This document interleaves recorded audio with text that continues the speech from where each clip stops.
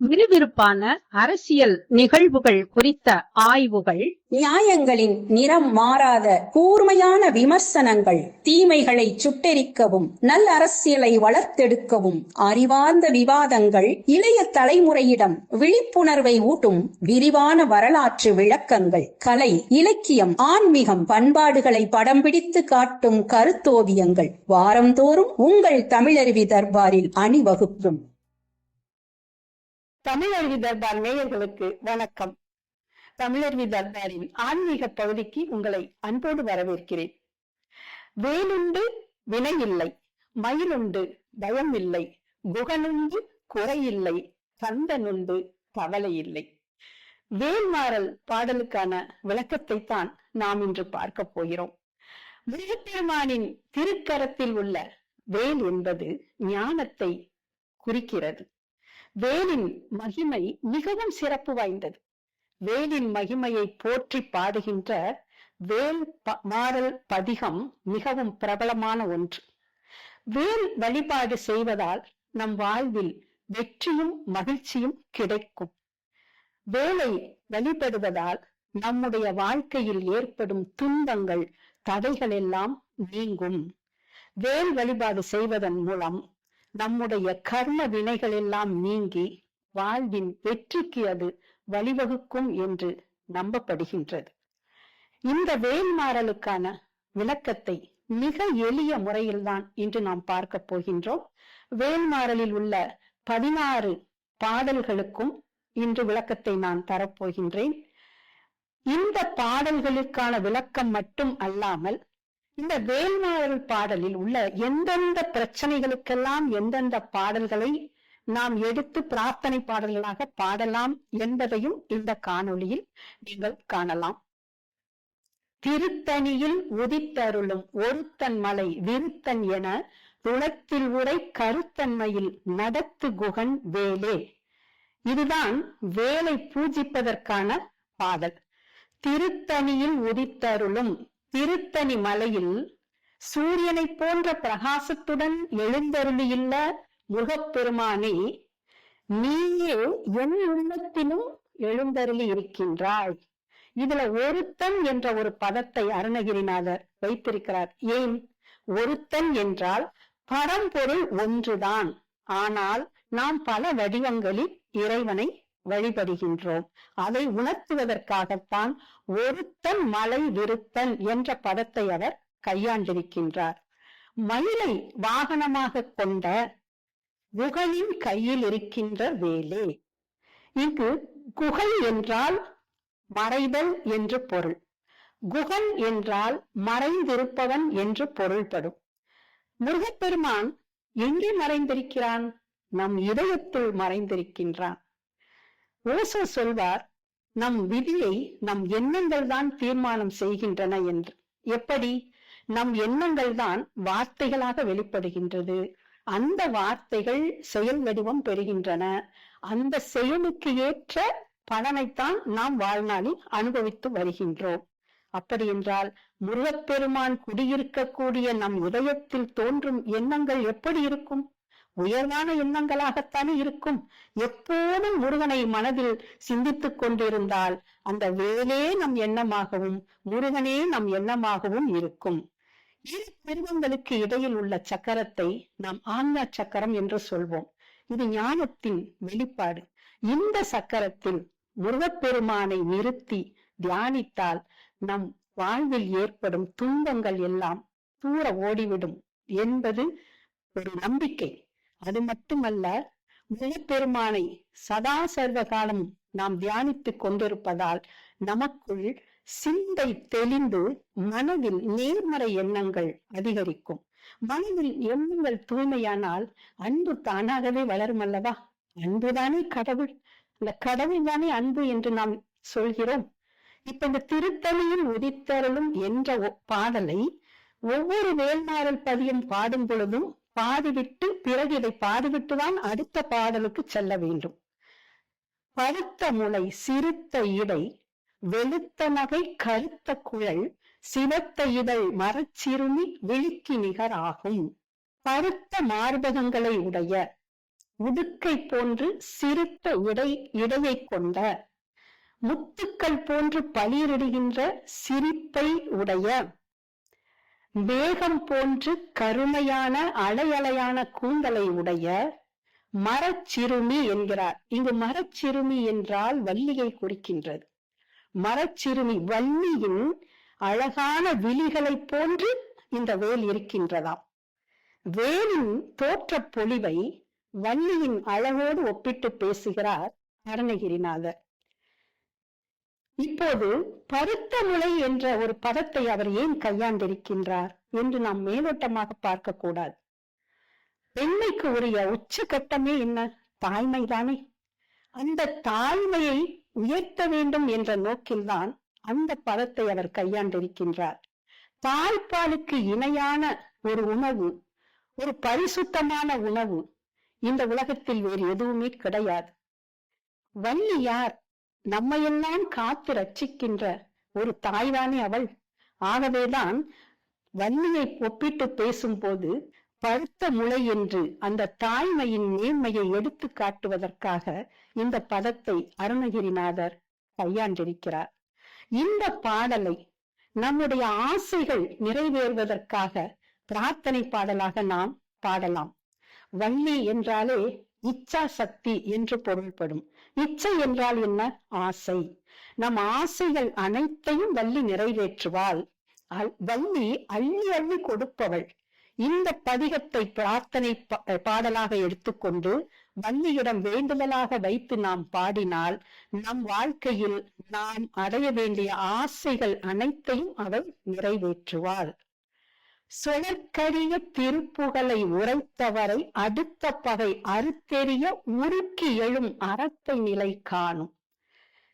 ஒரு சிறு மழை துளி வாயை பிளந்து கொண்டிருக்கின்ற சிப்பிக்குள் நுழைந்தவுடன் அது முத்தாக மாறிவிடுகிறது.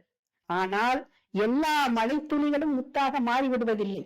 இந்த உலகத்தில் கோடிக்கணக்கான மக்கள் பிறக்கிறார்கள். அவர்கள் அனைவருமே தெய்வத்தின் அருளை நேரடியாக பெற்று விடுவதில்லை.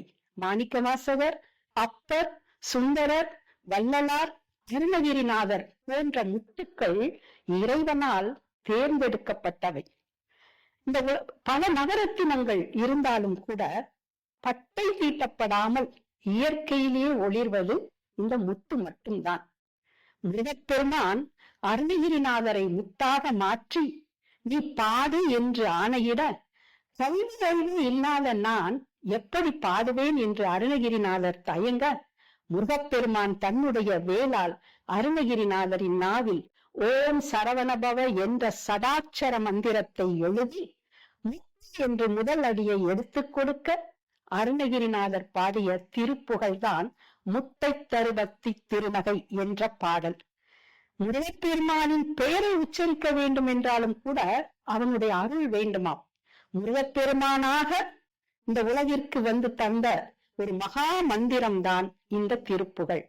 இவ்வளவு பெருமைகளை உடைய இந்த திருப்புகழை வார்த்தைகளால் விவரிக்க முடியாத பலனை தரக்கூடிய இந்த திருப்புகழை பாடுகின்ற அடியார்களுக்கும் பக்தர்களுக்கும் ஏதாவது பகை ஏற்பட்டு அந்த பகை அவர்களை தாக்க வந்தால் முருகப்பெருமானின் வேலானது உக்கிரம் கொண்டு எழுந்து அந்த பகைகளை எல்லாம் தகர்த்து அறத்தை நிலைநாட்டும் என்பதுதான் இப்பாடலின் பொருள்.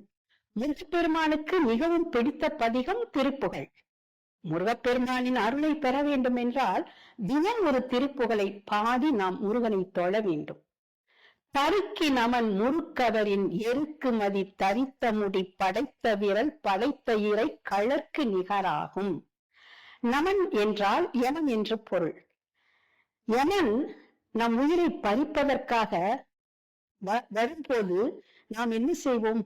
அப்படியே அஞ்சி நடுங்கி எருக்க மாலையையும் சந்திரனையும் தன் கற்றை குழலில் சூடிக்கொண்ட ஈஸ்வரனின் பாதங்களை போய் கெட்டியாக பிடித்து சரணடைந்து கொள்வதைப் போல் இந்த வேளானது யமன் நம் உயிரை பறிக்க வரும் பொழுது சிவபெருமானின் திருவடிகளுக்கு நிகராக நம்மை யமனிடம் இருந்து காக்கும். இந்த பாடலை பாடுவதால் நமக்குள் இருக்கின்ற தேவையில்லாத அச்சங்கள், மரண பயம், படபடப்பு, நடுக்கம், தைரியமின்மை போன்ற உணர்வுகள் எல்லாம் நீங்கி நமக்கு தைரியம் உண்டாகும். பனைக்கை முக படக்கரட மதத்தவல கஜக்கடவுள் பதத்திடும் நீ களத்து முனை தெரிக்க வரம் ஆகும். பனைமரம் போன்று தடித்து கருத்த தும்பிக்கையையும் மத நீரையும் உடைய வெள்ளை நிறத்தில் உள்ள ஐராவதம் எனும் ஆணையின் தலைவனான இந்திரனின் கால்களில் பூட்டி வைத்த விலங்கை தெரிக்கச் செய்த வேலே. சூரபத்மன் என்ன செய்கிறான்? தேவர்களை எல்லாம் சிறையில் அடைக்கிறான். தேவர்களை மட்டும் அவன் சிறையில் அடைக்கவில்லை, தேவர்களுக்கெல்லாம் தலைவனான இந்திரனையும் கால்களில் விலங்கு பூட்டி சிறையில் அடைத்து விடுகிறான். அப்போது முருகப்பெருமானின் கரத்தில் உள்ள வேலானது அந்த சிறைக்குள் பாய்ந்து சென்று அந்த கால்களில் பூட்டிய விலங்குகளை எல்லாம் தெரித்து விடும்படி அறுத்து எறிந்ததாம். நம்முடைய சொத்து பிரச்சனைகள், நம் கௌரவத்திற்கு இழிவு தருவது போல் ஏற்படக்கூடிய சூழல்கள், நம்முடைய பணமோ அல்லது நம்முடைய சொத்தோ வேறு யாரிடமாவது மாட்டிக்கொண்டால் அது திரும்ப கிடைப்பதற்கும், கடன் தொல்லைகளில் இருந்து விடுபடுவதற்கும் இந்த பாடலை நாம் பிரார்த்தனை பாடலாக பாராயணம் செய்தால் இந்த பிரச்சனைகள் எல்லாம் தீரும். சினத்தவுணர் எதிர்த்தரண களத்தில் வெகு குறை தலைகள் கடித்து எயிறு கடித்து விழித்தளர மோதும். முருகப்பெருமான் அரக்கர்களுடன் போரிடும் போது அந்த போர்க்களம் ரணகளமாக இருந்ததாம். இங்கு குறைத்தலைகள் என்றால் வெட்டப்பட்ட அரக்கர்களின் தலைகள் என்று பொருள்படும். அந்த போர்க்களத்தில் அரக்கர்களின் தலைகள் வெட்டப்பட்டு ஆயிரக்கணக்கில் குவிந்து கிடக்கிறதாம். அதை பார்த்தவுடன் அரக்கர்களுக்கு மேலும் மேலும் கோபம் அதிகமாகி முருகப்பெருமானை எதிர்ப்பதற்காக முருகப்பெருமானை நோக்கி வரும் பொழுது அவருடைய வேலானது அவர்கள் மீது பாய்ந்து சென்று அவர்கள் அலறி அடித்து ஓடும்படி செய்து விடுமாம். இந்த வரிகளினுடைய பொருள் என்னவென்றால், மாயையில் மாட்டிக்கொண்ட அரக்கர்களை முருகப்பெருமானின் ஞானம் எனும் வேல் வீழ்த்தி அவர்களுக்குள் உள்ள ஆணவத்தை அழித்து ஞானத்தை கொடுத்தது என்பதாகத்தான் நாம் பொருள் கொள்ள வேண்டும். இது ரணகலம் என்பது நம்முடைய மனதை குறிக்கின்றது. அதில் உள்ள 1000 தலைகள், வெட்டப்பட்ட தலைகள் என்பது நம் மனதில் தோன்றுகின்ற எண்ணங்கள். ஒரு எண்ணம் பிறக்குது, ஒரு எண்ணம் இறக்குது. ஒரு எண்ணம் நம்மை வீழ்த்துகிறது, ஒரு எண்ணம் நம்மை வாழ்த்துகிறது. நம்முடைய மும்மலங்களாகிய ஆணவம் மலம், கர்மமலம், மாயாமலம், இந்த 3 மலங்களைத்தான் இந்த 3 அரக்கர்களாக முருகப்பெருமான், தாரகாசுரன், சிங்கமுகாசுரன், சூரபத்மன் என்று 3வரையும் வீழ்த்துகிறான். அவர்களுடைய ஆணவத்தை அழித்து இந்த மும்மலங்களையும் அழித்து அவர்களுக்குள் ஞானத்தை இந்த வேல் கொடுக்கிறது என்பதாக நாம் பொருள் கொள்ள வேண்டும். நமக்குள்ள எதிரிகள், பகைவர்கள், அவர்களால் நமக்கு ஏற்படும் துன்பங்கள், பிரச்சனைகளில் இருந்து விடுபட வேண்டும் என்றால் இந்த பாடலை பாராயணம் செய்து வந்தால் இதில் நமக்கு நல்ல பலன் கிடைக்கும். மீண்டும் ஒரு முறை சொல்கிறேன், வேல்மாறலின் ஒவ்வொரு பதிகத்தையும் பாடி முடித்தவுடன் மீண்டும் திருத்தணியில் உதித்தருளும் ஒருத்தன் மலை என்ற முதல் பாடலை பாடிவிட்டுத்தான் அடுத்த பாடலுக்கு மறுபடியும் நாம் செல்ல வேண்டும். துதிக்கும் அடியவர்க்கொருவர் கெடுக்க இடர் நினைப்பின் அவர் குலத்தை முதல் அறக்கலையும் எனக்கோர் துணையாகும். முருகப்பெருமானை துதிக்கும் அடியவர்களுக்கு, முருகப்பெருமானையே சதா சர்வகாலமும் பூஜித்துக் கொண்டிருப்பவர்களுக்கு ஏதாவது துன்பங்கள் ஏற்பட்டால் அந்த வேலானது அந்த துன்பங்களை எல்லாம் களைந்து அவர்களுக்கு பக்க துணையாக இருக்கும் என்பதுதான் இதன் பொருள். தலத்தில் உள்ள கனத்தொகுதி கலிப்பின் உண வளைப்பதென மலர்கமல கரத்தின் முனை விதிர்க்க வளைவு ஆகும். முக்தி என்பது ஆத்மாவோடு கலப்பது. ஞான நிலைதான் முக்தி என்று சொல்கிறோம். ஆனால் இந்த முக்தி மனிதர்களுக்கு மட்டும் உரிய நிலை அல்ல.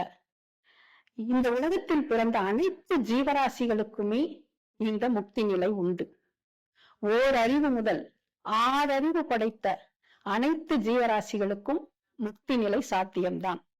மாணிக்கவாசகர் சொல்வது போல் புல்லாய் பூடாய் புழுவாய் மரமாகி பல்விருகமாகி பறவையாய் பாம்பாய் மனிதராய் என்று பல பக்குவப்பட்டு பல பரிமாணங்களை எடுத்த பிறகுதான் இந்த மனித பிறவியே நமக்கு கிடைக்கின்றது.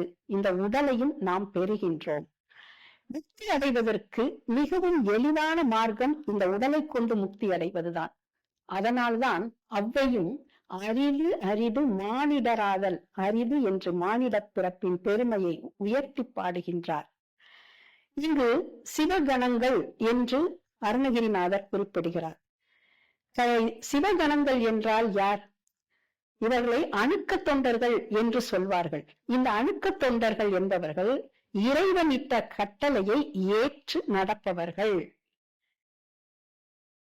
பஞ்சபூதங்களுமே அணுக்க தொண்டர்கள் தான். முருகனை எப்போதும் பூஜிப்பவர்களுக்கு இந்த உயர் பதவி கிடைக்குமா? இந்த மனித பிறவிக்கு அடுத்த ஒரு பிறவி எது என்றால், முருகனையே மனதால் தினந்தோறும் தொழுது கொண்டு இருப்பவர்களுக்கு இந்த சிவகணங்கள் பதவி கிடைக்கும் என்கிறார். கைலாயத்தில் உள்ள சிவகணங்கள் எல்லாம் முருகப்பெருமானை பார்க்க வேண்டும் என்று பசியோடு காத்திருக்கின்றதாம்.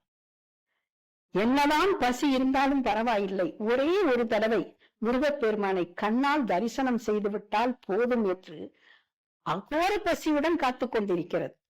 அப்போது முருகப்பெருமான் அந்த சிவகணங்களை பார்த்து தன் ஒரு விரலால் இப்படி அசைத்து இங்கே வாருங்கள் என்று அழைக்க அவர்களுடைய பசியெல்லாம் தீர்ந்து போய்விட்டதாம்.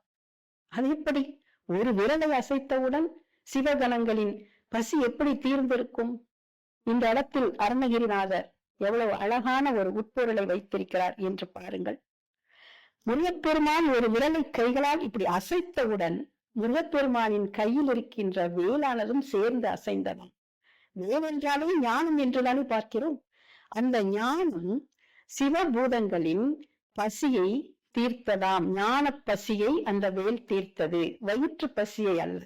சிவகணங்களின் ஞான பசியை அந்த வேல் தீர்த்ததாம். தினந்தோறும் நான் முருகனை பூஜித்துக் கொண்டுதான் இருக்கிறேன். தினந்தோறும் கோயிலுக்கு செல்கிறேன், திருப்புகழ் பாடுகின்றேன், கந்தசஷ்டி கவசம் பாராயணம் பண்ணுகிறேன். இவ்வளவு செய்தும் என் வாழ்க்கையில் எந்தவித நன்மையும் ஏற்படவில்லையே என்று நாம் பலர் சலித்துக் கொள்வோம். எந்த ஒரு நன்மை தீமை நம் வாழ்வில் அனுபவிப்பது எல்லாமே நம்முடைய கர்ம வினைகளை பொறுத்துதான் என்பதை மீண்டும் மீண்டும் நான் வலியுறுத்த விரும்புகின்றேன். நம் செயல்களுக்கு ஏற்ற பலன்களைத்தான் நாம் வாழ்க்கையில் அனுபவித்துக் கொண்டிருக்கிறோம். இந்த பாடலில் முருகப்பெருமானின் கரங்களை தாமரை மலரோடு ஒப்பிட்டு பேசுகிறார் அருணகிரிநாதர். வள்ளுவர் சொல்வது போல், வெள்ளத்தனையது மலர் நீட்டாந்தர்த்தம் உள்ளத்தனையது உயர்வு என்று சொல்வார். ஒரு குளத்தில் இருக்கின்ற தாமரை மலரின் உயரம் என்பது அந்த குளத்தில் உள்ள நீரின் அளவை பொறுத்ததுதான். அது போன்று நான் ஏற்கனவே சொன்னது போல் நம் மனதில் நம் இதயத்தில் தானே முருகன் குடிகொண்டிருக்கின்றான். அப்படி குடிகொண்டிருக்கின்ற அந்த இதயத்தில் நல்ல எண்ணங்கள் நமக்குள் பெருக பெருக முருகனின் அருள் அந்த தாமரை மலர் போலே உயர்ந்து கொண்டு அந்த அன்பு மலையிலும் அந்த அருள் மலையிலும் நம்மை நனைத்து விடுவோம். இந்த பொருளில் அந்த பாடலில் வேறு ஒரு பொருளையும் நாம் பார்க்கலாம். இந்த பாடலை நாம் பாடினால் வறுமைகள் நீங்கும், பசி நீங்கும். பசிப்பினியால் வாடுபவர்கள் இந்த பாடலை பாடினால் அவர்களுடைய வறுமை நீங்கி நன்றாக உலகத்தில் உள்ள மக்கள் எல்லாம் பசியார முடியும் என்பதைத்தான் அருணகிரிநாதர் இங்கு மேலான பொருளாகவும் வைத்திருக்கிறார் என்றும் இந்த பாடலில் ஒரு பொருள் விளங்குகிறது. வேல் வழிபாடு மீண்டும் மீண்டும் நான் வலியுறுத்தி சொல்கிறேன். ஒவ்வொரு செவ்வாய்க்கிழமையும் வேல்மாறல் பாராயணம் படித்து வேல் வழிபாடு செய்வதால் நம்முடைய பிணிகள் நீங்கும், வாழ்வில் ஏற்படும் தடைகள் நீங்கும், எதிரிகளாலும் பகைவர்களாலும் நமக்கு ஏற்படக்கூடிய பிரச்சனைகளில் இருந்து நாம் விடுபடலாம். எல்லாவற்றுக்கும் மேலாக வேல் நமக்குள் ஞானத்தை அதிகரிக்கும். அறியாமை என்கின்ற இருட்டில் மூழ்கி பல அல்லல்களுக்கு ஆள்பட்டு கொண்டிருக்கின்ற நம்மை ஞானம் எனும் அந்த விளக்கை ஏற்றி வைக்கக்கூடிய அற்புதமான ஒரு வேல் பூஜையை நாம் செய்தால் முருகப்பெருமானின் அருளோடு நமக்குள் இருக்கின்ற அந்த ஆற்றலும் அதிகரிக்கும், நம் மனம் ஒருமைப்படும், நம் மனதில் நேர்மறை எண்ணங்கள் அதிகரிக்கும், எப்படிப்பட்ட பிரச்சனைகளையும் எதிர்க்கக்கூடிய தைரியமும் நமக்கு கிடைக்கும், வாழ்க்கை மிகவும் செழிப்பாக இருக்கும் என்பது அருணகிரிநாதரை உறுதியிட்டு சொன்னது. இந்த வேல்மாறல் பதிகத்தை ஒவ்வொரு செவ்வாய்க்கிழமையும் படித்து, ஏன் தினந்தோறும் கூட படிக்கலாம். முருகப்பெருமானின் அருளை பெறுவதற்கு ஏதோ நாம் வேல் பூஜை வழிபடுவதால் நமக்கு என்ன பலன் என்று தெரியாமல் செய்து கொண்டிருப்பதை விட, இந்த பதிகத்தை படிப்பதாலும் வேலை வழிபடுவதாலும் நமக்கு என்னென்ன சிறப்புகள் கிடைக்கும் என்பதை உணர்ந்து தெளிந்து செய்தால் அதைவிட ஒரு முழு பலனை நம்மால் அனுபவிச்சிருக்க முடியும். இந்த வேலின் வடிவத்தையே பாருங்கள். வேல் எப்படி இருக்கிறது? மேல் பகுதி கூறாகவும், நடுப்பகுதி விரிந்தும், அதனுடைய கீழ்ப்பகுதி ஆழமாக நீண்டும் இருக்கும். அடுத்து நம்முடைய அறிவானது ஆழமாகவும் மனம் விரிந்தும் புத்தி கூர்மையாகவும் இருக்க வேண்டும் என்பதை காட்டுகின்ற அந்த சின்னம்தான் முருகப்பெருமானின் கையில் இருக்கின்ற வேல். வணக்கம்.